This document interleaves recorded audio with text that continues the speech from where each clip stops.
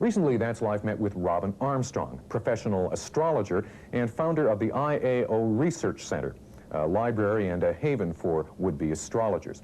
Meet Robin there and you'll find him hidden among mounds of books, plotting someone's chart or teaching a would-be astrologer the ins and outs of the star signs.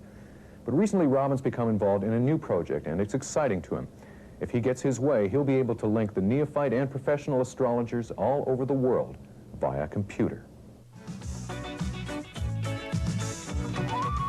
Most major newspapers contain a section called Your Daily Horoscope. And whether we admit it or not, we all at one time or another look up what kind of day our sign has in store for us. Robin tells us astrology is much more than knowing you're a Leo, a Taurus, or one of the 12 star signs. Astrology is a language that can help you tune into your own potential, to your own life, to the direction you're going to go, to the time of your life now. And with some idea, it gives you a plan of attack as to where you're coming from and where you're going to in your life. And it can begin to show you, give you some ideas of what areas of your life you can explore to make you more fulfilled or happier.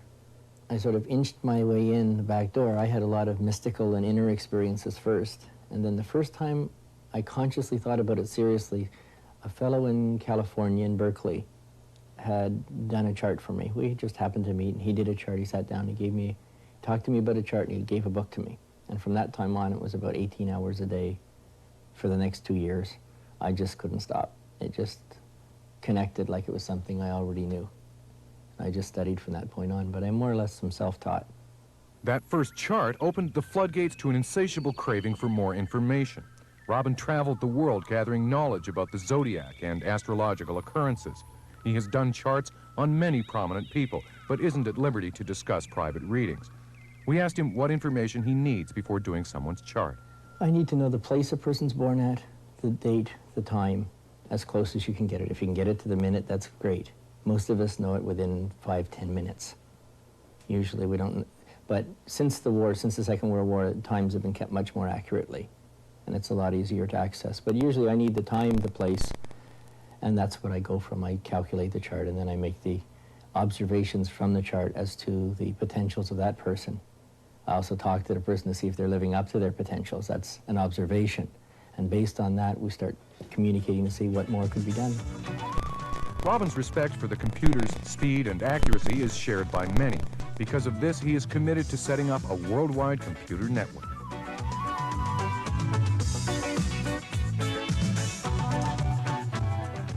Without the computer, if I were to sit down and calculate and drop a chart, I'd probably spend about half an hour doing the calculations. If somebody that was a novice or a beginning astrologer, they'd probably take 2 to 3 hours. Whereas with a computer, you can have all the calculations and everything done in about 3 minutes, 3 to 6 minutes.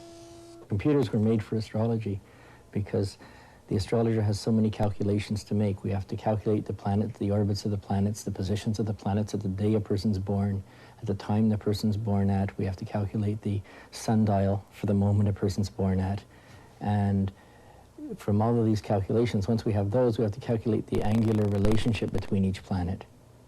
And that's for any individual chart. If we then start comparing it to now, or to the date that you're doing a person's chart for, you have to do all those calculations again and compare the two to each other. And it takes quite a number of calculations, which alienate a lot of people from the study of astrology.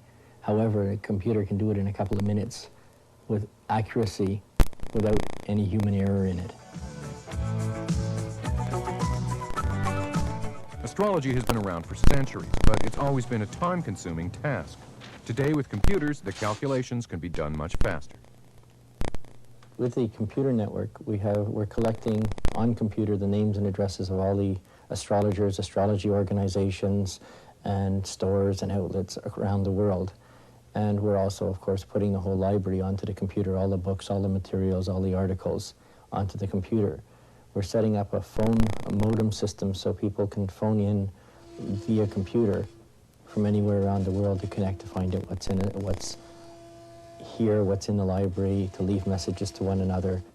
Anyone with a computer and a phone system can call. There won't be a charge for being able to access the bulletin board and to use the library or to connect to it.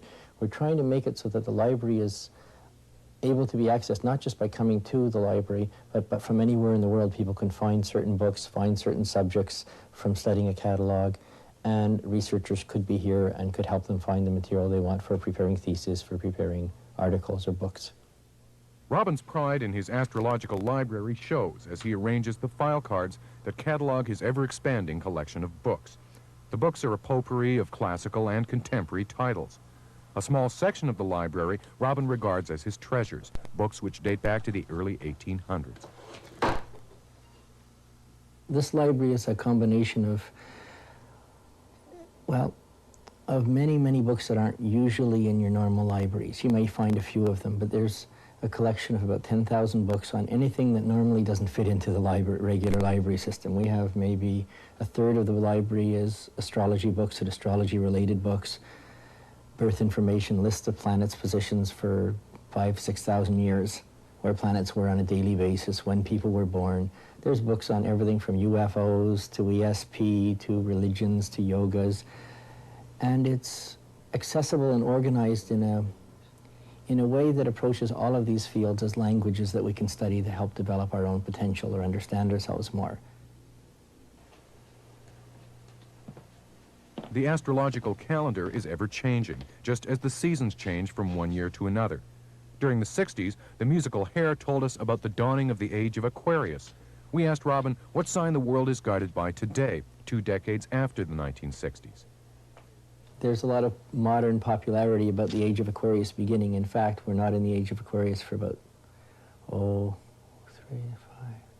at least about 400 or 500 years from now will be when the age of Aquarius actually begins. And there's a technical thing that happens called the precession of the equinoxes. So when the first day of spring, that first moment when the sun goes into Aries occurs, with the first start of Aquarius, right there, that's when it's the age of Aquarius. And unfortunately, that phenomena doesn't happen for another 400 or 500 years. But really, we're still very much in the age of Pisces, in the age of belief, in the age of Catholicism, in the age of belief systems. Not quite as much in the age of knowledge as we would like to, as I would like to think we are. You know, even science today is more of a brotherhood and a network of reinforcing Darwinian theories. It's not so much a clear-cut knowledge that everyone is well informed. We're just beginning to merge onto the threshold of the information age. And computers will bring in the potential of the Aquarian age, but it's going to grow for another 300 or 400 years before.